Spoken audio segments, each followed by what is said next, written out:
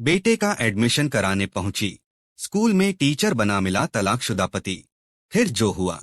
नमस्ते दोस्तों, आज मैं आपको उत्तर प्रदेश के लखनऊ की एक ऐसी भावुक और दिल को छू लेने वाली कहानी सुनाने जा रहा हूं, जिसे सुनने के बाद शायद आप भी सोचने पर मजबूर हो जाएं कि जिंदगी कब किस मोड़ पर किससे दोबारा मिला दे, कोई नहीं जानता। यह कहानी रिश्तों, गलतफहमियों, बिछड़ने और एक अनदेखी मुलाकात की है। तो आइए, बिना समय गंवाए कहानी शुरू करते हैं। लखनऊ के गोमती नगर इलाके में रहने वाली सुधा सुबह सुबह अपने 10 साल के बेटे आरव का हाथ पकड़कर शहर के सबसे अच्छे स्कूल की ओर जा रही थी। आरव का नए सत्र में दाखिला कराना था। सुधा के चेहरे पर मुस्कान थी, लेकिन उसकी आंखों में कई सालों का दर्द छिपा हुआ था। करीब 7 साल पहले उसका तलाक हो चुका था। उसके पति अमित से रिश्ते इतने बिगड़ गए थे कि दोनों ने हमेशा के लिए अलग होने का फैसला कर लिया था। तलाक के बाद सुधा अपने मायके आ गई थी और अकेले ही बेटे की परवरिश कर रही थी। उसने कभी पीछे मुड़कर नहीं देखा। उसके लिए अब उसकी पूरी दुनिया सिर्फ आरव था। आरव बहुत समझदार बच्चा था। उसने कभी अपने पिता के बारे में ज्यादा सवाल नहीं किए। जब भी वह पूछता, सुधा मुस्कुराकर कहती, बेटा, तुम्हारी माँ ही तुम्हारी पूरी दुनिया है। आरव भी माँ की बात मानकर चुप हो जाता। उस दिन दोनों स्कूल पहुंचे। स्कूल का नाम था ज्ञानदीप पब्लिक स्कूल। बड़ा सा कैंपस, हरे भरे पेड़, खेल का मैदान और बच्चों की चहल पहल देखकर आरव बहुत खुश हो गया। मम्मी, मुझे यही स्कूल अच्छा लग रहा है, उसने उत्साह से कहा। सुधा मुस्कुराई और बोली, अगर तुम्हारा एडमिशन हो गया तो यहीं पढ़ोगे। दोनों एडमिशन ऑफिस की ओर बढ़े। वहां पहले से कई अभिभावक अपनी बारी का इंतजार कर रहे थे। थोड़ी देर बाद रिसेप्शन पर बैठी मैडम ने कहा, मैडम, प्रिंसिपल सर अभी व्यस्त हैं, तब तक आप क्लास टीचर से मिल लीजिए। सुधा ने सिर हिलाया और बेटे का हाथ पकड़कर बताए गए कमरे की ओर चल पड़ी। जैसे ही उसने स्टाफ रूम का दरवाजा खोला, उसकी नजर सामने खड़े एक शिक्षक पर पड़ी। अगले ही पल उसके कदम वहीं रुक गए। उसके चेहरे का रंग उड़ गया, सांसें तेज हो गईं। सामने खड़ा व्यक्ति कोई और नहीं, बल्कि उसका तलाकशुदा पति अमित था। अमित ने भी जैसे ही सुधा को देखा, वह कुछ पल के लिए बिल्कुल शांत रह गया। उसके हाथ में पकड़ी हुई कॉपी नीचे गिर गई। दोनों की आंखें एक दूसरे से मिलीं। 7 साल पहले की सारी यादें एक पल में ताजा हो गईं। स्टाफ रूम में बैठे दूसरे शिक्षक हैरानी से दोनों को देखने लगे। किसी को समझ नहीं आ रहा था कि अचानक ऐसा क्या हो गया। अमित ने धीरे से कहा, सुधा, तुम। सुधा के होंठ कांपे, लेकिन आवाज नहीं निकली। आरव ने मासूमियत से पूछा, मम्मी, ये सर आपको जानते हैं क्या? सुधा ने तुरंत अपने आंसू रोकते हुए कहा, बहुत पुराने परिचित हैं। अमित की नजर पहली बार आरव पर गई। उसने गौर से बच्चे को देखा। उसकी आंखें, मुस्कान और चेहरा, सब कुछ उसे अपना सा लगा। लेकिन उसने कुछ नहीं कहा। उसने खुद को संभालते हुए कहा, बैठिए, एडमिशन के कागज दिखाइए। सुधा चुपचाप कुर्सी पर बैठ गई। उसके हाथ कांप रहे थे। उसने फाइल अमित की ओर बढ़ा दी। अमित कागज देखने लगा। तभी उसकी नजर बच्चे के नाम पर पड़ी, आरव अमित शर्मा। उसका दिल जोर से धड़क उठा। उसने धीरे से पूछा, इसका नाम? सुधा ने बीच में ही बात काट दी, नाम से किसी को कोई फर्क नहीं पड़ना चाहिए। हम यहाँ सिर्फ एडमिशन कराने आए हैं। अमित ने कुछ नहीं कहा। उसकी आंखों में पछतावा साफ दिखाई दे रहा था। कुछ पल तक कमरे में सन्नाटा छाया रहा। फिर अमित ने सामान्य आवाज में कहा, आरव बेटा, तुम्हें कौन सा विषय सबसे अच्छा लगता है? मुझे गणित और ड्राइंग, आरव ने मुस्कुराकर जवाब दिया। बहुत बढ़िया, अमित भी मुस्कुराया। मेहनत करोगे तो बहुत आगे जाओगे। सुधा यह सब देख रही थी। उसके मन में पुराने दिनों की यादें घूमने लगीं। एक समय था जब अमित भी इसी तरह बच्चों से प्यार से बात करता था। लेकिन फिर छोटी छोटी गलतफहमियां इतनी बढ़ीं कि उनका घर टूट गया। तभी स्कूल की घंटी बजी और बच्चे अपनी अपनी कक्षाओं की ओर जाने लगे। प्रिंसिपल का संदेश आया कि वे अब मिलने के लिए तैयार हैं। सुधा तुरंत उठी और बोली, चलो बेटा, लेकिन जैसे ही वह दरवाजे तक पहुंची, अमित की धीमी आवाज उसके कानों में पड़ी। सुधा, अगर हो सके तो एक बार मेरी बात सुन लेना। सुधा कुछ पल रुकी, लेकिन बिना पीछे देखे बोली, कुछ रिश्ते एक बार टूट जाएं, तो उन्हें जोड़ने की कोशिश नहीं करनी चाहिए। यह कहकर वह आरव का हाथ पकड़कर बाहर निकल गई।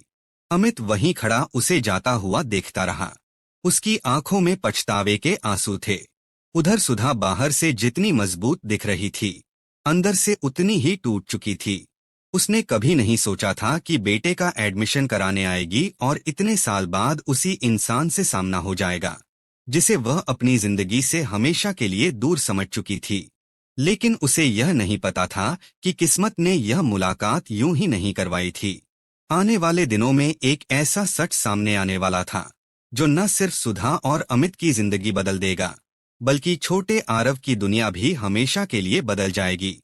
किस्मत ने जैसे दोनों की जिंदगी का अधूरा अध्याय फिर से खोल दिया था। प्रिंसिपल से मुलाकात के बाद आरव का एडमिशन लगभग तय हो गया। कुछ औपचारिक कागज जमा करने थे, इसलिए सुधा को अगले दिन फिर स्कूल आना था। वह चाहकर भी इस स्कूल को छोड़ नहीं सकती थी, क्योंकि पूरे शहर में यही स्कूल पढ़ाई और अनुशासन के लिए सबसे अच्छा माना जाता था। घर लौटते समय आरव बार बार उसी शिक्षक की बात कर रहा था। मम्मी, वो अमित सर बहुत अच्छे हैं। उन्होंने मुझसे बहुत प्यार से बात की। अगर मैं इसी स्कूल में पढ़ूं, तो क्या वो मुझे पढ़ाएंगे? सुधा कुछ पल चुप रही, फिर बोली, पता नहीं बेटा, जो भी तुम्हारे लिए अच्छा होगा वही होगा। लेकिन उसके मन में तूफान मचा हुआ था। रात भर उसे नींद नहीं आई। कभी तलाक का दिन याद आता, कभी अदालत का फैसला, तो कभी वे दिन जब वह और अमित साथ मिलकर एक छोटे से घर में बड़े बड़े सपने देखा करते थे। दूसरी तरफ अमित भी पूरी रात बेचैन था। उसके सामने बार बार आरव का चेहरा घूम रहा था। बच्चे की मुस्कान में उसे अपना बचपन दिखाई दे रहा था। वह सोच रहा था कि अगर उस दिन गुस्से में उसने तलाक के कागजों पर हस्ताक्षर न किए होते, तो शायद आज उसका बेटा उसी के साथ रहता। अगले दिन सुधा फिर स्कूल पहुंची। इस बार वह चाहती थी कि किसी भी तरह अमित से सामना न हो, लेकिन किस्मत को कुछ और ही मंजूर था। जैसे ही वह ऑफिस से बाहर निकली, सामने बरामदे में अमित खड़ा था। उसने शांत स्वर में कहा, सुधा, सिर्फ 5 मिनट। उसके बाद अगर तुम चाहो तो मैं कभी तुम्हारे सामने नहीं आऊंगा। सुधा कुछ देर सोचती रही, फिर बोली, ठीक है, लेकिन सिर्फ 5 मिनट। दोनों स्कूल के बगीचे में जाकर एक बेंच पर बैठ गए। कुछ क्षण तक दोनों के बीच सन्नाटा रहा। फिर अमित ने गहरी सांस लेते हुए कहा, मैंने दूसरी शादी नहीं की। सुधा ने बिना उसकी ओर देखे जवाब दिया, मुझे इससे कोई फर्क नहीं पड़ता, लेकिन मुझे पड़ता है। अमित बोला, क्योंकि मैं आज भी उस गलती का बोझ उठाए हुए हूँ जो मैंने 7 साल पहले की थी। सुधा की आंखों में हल्की नमी आ गई, लेकिन उसने खुद को संभाल लिया। गलती सिर्फ तुम्हारी नहीं थी अमित, हम दोनों ने अपने अहंकार को रिश्ते से बड़ा बना दिया था। अमित ने सिर झुका लिया। सुधा, मुझे बहुत देर से समझ आया कि हर बात पर शक करना, हर छोटी बात पर गुस्सा करना और दूसरों की बातों में आ जाना मेरी सबसे बड़ी भूल थी। जब तक मुझे सच पता चला, तब तक बहुत देर हो चुकी थी। सुधा ने पहली बार उसकी ओर देखा। अब ये सब कहने से क्या होगा? अमित ने धीमी आवाज में कहा, कम से कम तुम्हारे दिल का बोझ थोड़ा हल्का हो जाएगा। इसी बीच स्कूल की छुट्टी की घंटी बज गई। बच्चे मैदान की ओर दौड़ पड़े। आरव भी खेलते खेलते वहीं आ गया। अचानक एक तेज रफ्तार कार स्कूल के मुख्य गेट से अंदर घुस आई। ड्राइवर का संतुलन बिगड़ चुका था। सभी लोग घबरा गए। आरव ठीक उसी रास्ते पर खड़ा था। आरव, हटो, सुधा चीखी, लेकिन बच्चा डर के मारे वहीं जम गया। अगले ही पल अमित पूरी ताकत से दौड़ा। उसने बिना अपनी जान की परवाह किए आरव को धक्का देकर दूर कर दिया। कार अमित से टकराते टकराते स्कूल की दीवार से जा भिड़ी। अमित जमीन पर गिर पड़ा। उसके हाथ और माथे से खून बहने लगा। अमित, सुधा के मुंह से अनायास निकल पड़ा। स्कूल के सभी शिक्षक दौड़कर आए। कुछ ही देर में एम्बुलेंस पहुंची और अमित को अस्पताल ले जाया गया। सुधा भी आरव को लेकर अस्पताल पहुंची। डॉक्टर ने प्राथमिक उपचार के बाद बताया, घबराने की बात नहीं है। चोट गहरी नहीं है, लेकिन कुछ समय आराम करना होगा। यह सुनकर सुधा ने राहत की सांस ली। थोड़ी देर बाद अमित की आंख खुली। उसने सबसे पहले आरव को देखा। बेटा, तुम ठीक हो ना? आरव ने मासूमियत से उसका हाथ पकड़ लिया। मैं ठीक हूं सर, आपने मुझे बचा लिया। अमित की आंखें भर आईं। तभी डॉक्टर कमरे में आए और बोले, इनकी दवा लेने से पहले कुछ पुराने मेडिकल रिकॉर्ड देखने होंगे। डॉक्टर ने फाइल देखते ही कहा, अरे, आपका ब्लड ग्रुप तो बहुत दुर्लभ है। इतने में आरव उत्सुकता से बोला, मेरा भी यही ब्लड ग्रुप है।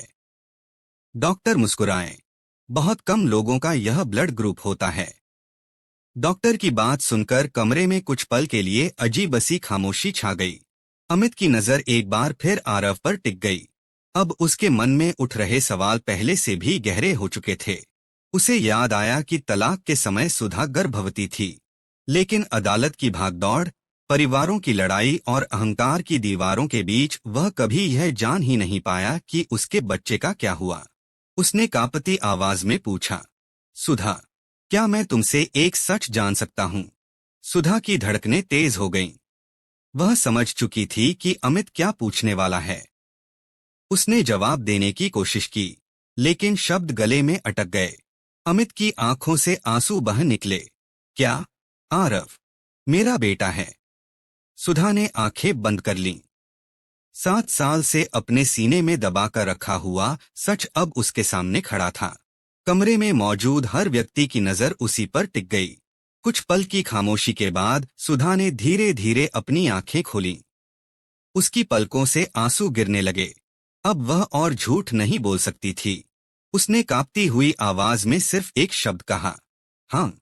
यह सुनते ही अमित की आंखों से आंसू रुकने का नाम नहीं ले रहे थे। उसे ऐसा लगा जैसे 7 साल पहले उससे छिन गई पूरी दुनिया एक ही पल में उसके सामने खड़ी हो गई हो।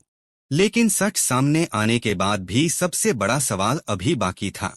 क्या सुधा अपने अतीत के सारे घाव भूलकर अमित को फिर से अपनी और अपने बेटे की जिंदगी में जगह दे पाएगी, या यह सच उनके बीच की दूरियों को और भी बढ़ा देगा? इसी सवाल का जवाब उनकी जिंदगी का सबसे बड़ा फैसला बनने वाला था। सुधा के मुंह से निकला वह एक शब्द, हाँ। सुनते ही अस्पताल के कमरे में गहरा सन्नाटा छा गया। अमित की आंखों से आंसू लगातार बह रहे थे। 7 साल पहले जिस बच्चे को उसने कभी गोद में भी नहीं लिया था, वह आज उसके सामने खड़ा था। लेकिन उसे पापा कहने वाला कोई नहीं था। आरव हैरानी से कभी अपनी मां को देख रहा था, तो कभी अमित को। उसने मासूमियत से पूछा, मम्मी, ये क्या कह रहे हैं? ये मेरे पापा हैं। सुधा ने बेटे को अपने पास बुलाया और उसके सिर पर हाथ फेरते हुए कहा, हाँ बेटा, यही तुम्हारे पापा हैं। आरव कुछ पल तक चुप रहा, फिर धीरे धीरे अमित के पास गया। सच में आप मेरे पापा हैं? अमित की आवाज भर्रा गई। हाँ बेटा, लेकिन मैं बहुत बदनसीब पिता हूं।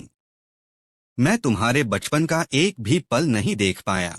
जब तुमने पहली बार चलना सीखा होगा, पहली बार स्कूल जाना सीखा होगा, पहली बार बुखार में रात भर रोए होंगे, मैं कहीं भी तुम्हारे साथ नहीं था।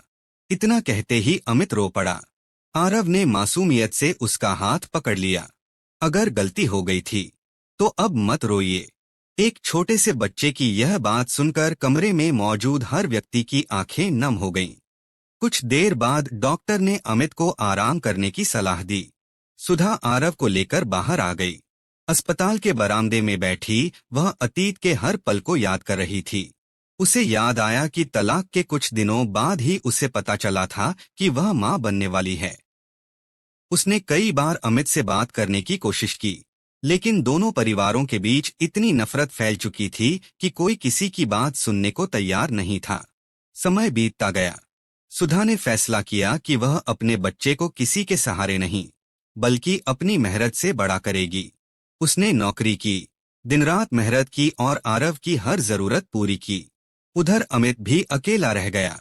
तलाक के कुछ महीनों बाद उसे सच पता चला कि जिन बातों पर उसने शक किया था, वे सब झूठ थीं। कुछ लोगों ने अपने स्वार्थ के लिए उसके कान भर दिए थे और उसने बिना सच जाने अपने ही घर को उजाड़ दिया। उस दिन के बाद से वह हर रोज खुद को दोष देता रहा। उसने दूसरी शादी नहीं की क्योंकि उसके दिल में हमेशा सुधा की याद और अपनी गलती का पछतावा था। 2 दिन बाद अमित अस्पताल से छुट्टी लेकर सीधे अपने घर नहीं गया। वह सबसे पहले सुधा के घर पहुंचा। दरवाजा खुला तो सामने सुधा थी। कुछ पल तक दोनों चुप रहे। फिर अमित ने हाथ जोड़ लिए। मैं माफी मांगने आया हूं। मुझे पता है कि मैंने बहुत देर कर दी।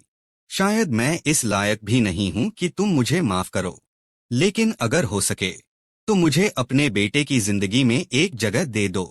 पति बनने का हक मैंने खो दिया, लेकिन क्या मैं एक पिता बनने की कोशिश कर सकता हूं? सुधा की आंखें भर आईं। उसने कहा, अमित, टूटे हुए रिश्ते जुड़ तो जाते हैं, लेकिन उनके निशान हमेशा रह जाते हैं। अमित ने सिर झुका लिया। मुझे उन निशानों के साथ जीना मंजूर है। बस मुझे अपनी गलती सुधारने का एक मौका दे दो। इतने में आरव बाहर आया। उसने दोनों का हाथ पकड़ लिया। मम्मी, स्कूल में मैडम कहती हैं कि अगर कोई अपनी गलती मान ले और दिल से माफी मांगे तो उसे माफ कर देना चाहिए। सुधा बेटे की बात सुनकर मुस्कुरा दी। उसे महसूस हुआ कि कई बार बच्चे बड़े बड़ों से ज्यादा समझदार होते हैं। कुछ दिनों तक सुधा ने कोई फैसला नहीं लिया। वह अमित को परखना चाहती थी।